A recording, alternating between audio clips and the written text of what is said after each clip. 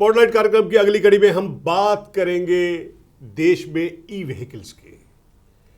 जब से केंद्र सरकार ने नई स्क्रैप पॉलिसी बनाई है या उसका प्रारूप सामने आया है कि आप 15 वर्ष से पुरानी गाड़ी का आपको वो रजिस्ट्रेशन नहीं मिलेगी या इन शहरों में नहीं चल सकती, बहुत सालों से इस विषय पर चर्चा चल रही थी कि देश में पोल्यूशन किस तरह से कम हो। 22 शहर ऐसे हैं जिनमें दिल्ली भी शामिल है, वो सर्वाधिक प्रदूषित शहरों में से एक है। अगर हमारी भावी पीढ़ी खुली हवा में सांस ले, स्वच्छ हवा में सांस ले, इसके लिए हमें प्रयास करने होंगे। अब ई व्हीकल्स के बारे में बहुत सारा कहा जा रहा है कि बहुत सारी राज्य सरकारें जो हैं वो ई व्हीकल्स को प्रमोट कर रही हैं ताकि पोल्यूशन पर नियंत्रण पाया जा सके। इस विषय पर बातचीत करने के लिए हमारे स्टूडियो में मौजूद है सोनी ई व्हीकल्स प्राइवेट लिमिटेड के वाइस प्रेसिडेंट आनंद चौहान जी। आनंद चौहान जी, आपका स्टूडियो में आने के लिए बहुत धन्यवाद। धन्यवाद हरीश जी। आनंद जी, ई व्हीकल्स की जो धारणा है वो प्रदूषण को कम करने के लिए है, लेकिन ये आज के दौर में एक रोजी रोटी का एक जरिया भी बन गया है लोगों के। जी बिल्कुल। तो आपका इस विषय पे क्या कहना है? हरीश जी, ऐसा है कि जो ई व्हीकल है ये आज दिल्ली सरकार ने जिस प्रकार से बताया कि भाई ई व्हीकल को हम या भारत सरकार ने ई व्हीकल को बढ़ावा देने के लिए कुछ सब्सिडी, कुछ छूट देने का काम किया है, लेकिन आज से 2010 में ई व्हीकल को लाने के लिए देश में हमारे e vehicle e rickshaw committee के चेयरमैन माननीय अनुज शर्मा जी ने ई व्हीकल को दिल्ली के अंदर लेके आए। वो लेके आए ई रिक्शा के फॉर्म में जी, उसको ई रिक्शा के फॉर्म में वो लेके आए और ई रिक्शा को चलाया और वो लास्ट कनेक्टिविटी को जोड़ने का काम किया उसने। जैसे मेट्रो से आपको घर जाना है तो उसके लिए भी ई रिक्शा का उपयोग जो आज हम सब कर रहे हैं, और किसी को छोटे छोटे जो अपने क्षेत्र हैं, जैसे मान लो किराड़ी में कोई व्यक्ति रहता है और उसको नांगलोई जाना है, उसको पीरागढ़ी जाना है, उसको कहीं वेस्ट दिल्ली में जाना है, साउथ दिल्ली जाना है, तो उसको मेन रोड पे आना पड़ता है, जीटी रोड पे आना पड़ता है, रोहतक रोड पे, तो उस कनेक्टिविटी को जोड़ने का काम ई रिक्शा करता है। तो इस प्रकार से व्यक्ति ई रिक्शा के साथ जुड़कर, अपनी लास्ट कनेक्टिविटी के साथ जुड़कर अपने उस माध्यम के द्वारा मेट्रो, बस स्टैंड भी जाने का काम करता है और वहाँ से उस अपने साधन के द्वारा फिर वो आगे जाने का काम करता है। तो ये था एक ई रिक्शा लाने का कॉन्सेप्ट। और इसी कॉन्सेप्ट को आगे बढ़ाने का काम किया भारत सरकार ने जब 2015 अक्टूबर में इसको मोटर व्हीकल एक्ट के तहत 1988 और मोटर व्हीकल रूल 1989 के अंदर इसको जोड़कर आज आप देख रहे होंगे कि ई रिक्शा आज एक रजिस्टर्ड व्हीकल बन गया है। उसके ऊपर एक नेम प्लेट लगती है, नंबर प्लेट जिसे हम बोलते हैं। ग्रीन, पहले येलो लगती थी, आजकल उसको ग्रीन रूप दे दिया गया है और इसी के माध्यम से उसको इंश्योरेंस मिल रहा है, उस पर बैठने वाले लोगों को थर्ड पार्टी इंश्योरेंस मिल रहा है। तो ये सब पूरा जो कॉन्सेप्ट है, ये पूरा कॉन्सेप्ट आज एक सुचारू रूप से चल रहा है और जैसे और व्हीकल्स पहले हम लोग डीजल एंड पेट्रोल के देखते थे, वैसे ही आज ये भी काम कर रहा है और इसी को आगे बढ़ाने का काम अब हमारी गवर्नमेंट्स कर रही हैं कि 2030 तक हम लोग इलेक्ट्रिकल व्हीकल की बसें, गाड़ियां और सब कुछ दिल्ली के अंदर या पूरे देश भर में लाने का काम करेंगे।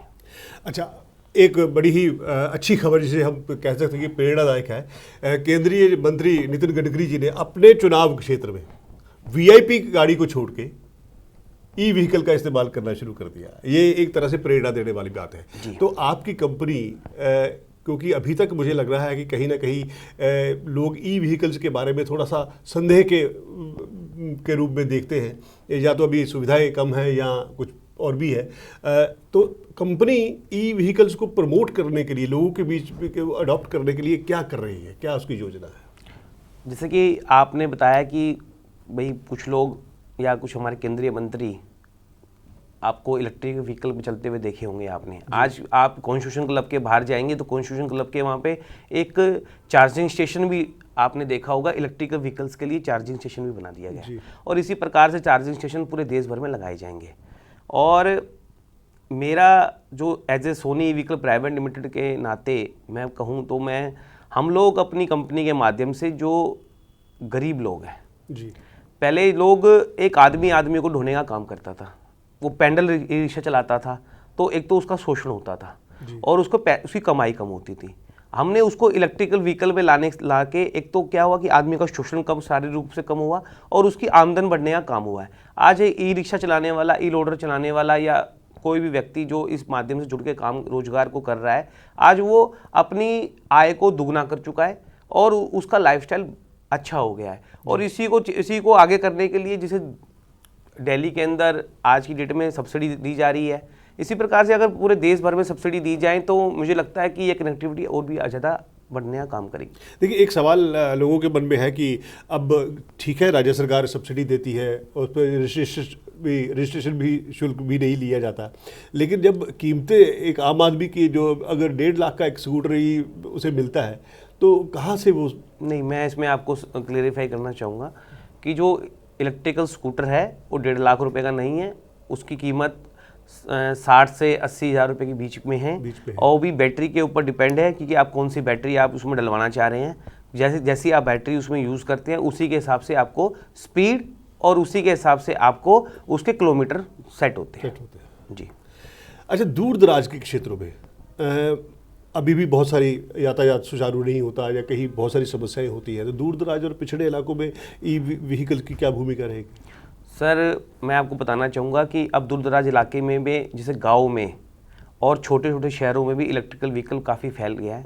लोगों की डिमांड्स बढ़ने लगी हैं, लोग अब तकनीक के साथ जुड़कर आगे बढ़ने का काम कर रहे हैं। कि हम लोगों ने एक ई कार्ड बनाया है जी, जिसका हमारे ब्रांड का नाम माही है। वो माही ब्रांड जो है वो क्या करता है कि जैसे गाँव में किसी खेत में किसी की फसल पड़ी है, उसको फसल लानी है अपने घर पे, तो उसको पहले क्या होता था, ट्रैक्टर के में ट्रॉलियों में या फिर कुछ छोटी रेडियो में यूज़ करना पड़ता था या फिर बैलगाड़ी वगैरह यूज़ करनी पड़ती थी। वो अपने गन्ने को, अपने गेहूं को हमारे ई लोडर के माध्यम से भी आज अपने खेत से घर तक लाने का काम कर रहा है और उसी से ही वो अपने छोटी मंडियों में पास के क्षेत्रों में जाने का काम कर रहा है। तो उसकी एक तो कॉस्टिंग कम हो गई है, लाने ले जाने की यातायात कॉस्टिंग कम हो गई है। दूसरा, उसका मुनाफा बढ़ने लगा है और उसका समय भी बचने लगा है।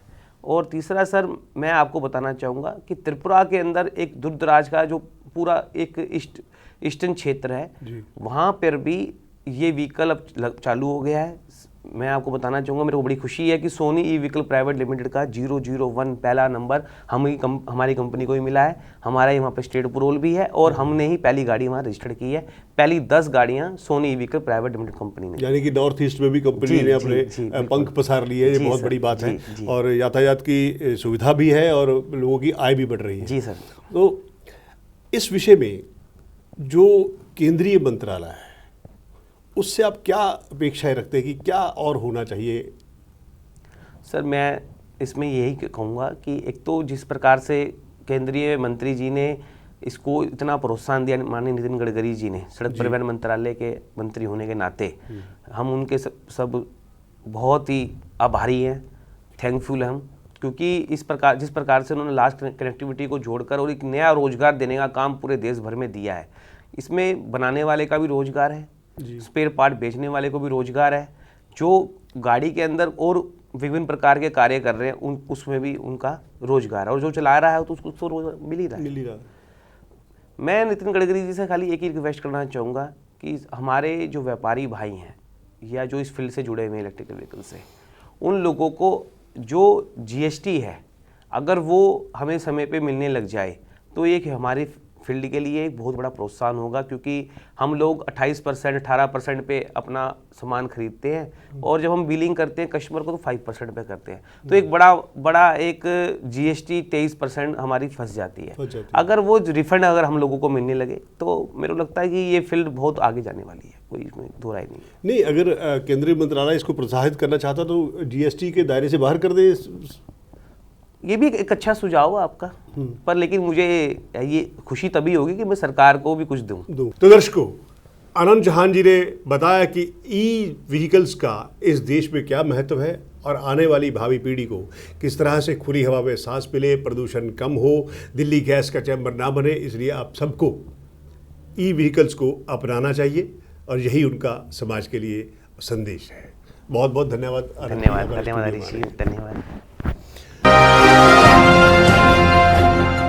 आप हमारे संत वाणी चैनल को सब्सक्राइब करें, वीडियो को लाइक करें, शेयर करें और हाँ, बेल आइकन पर क्लिक करना बिल्कुल ना भूलें ताकि हमारी किसी भी वीडियो की सूचना सबसे पहले आपको मिले। संत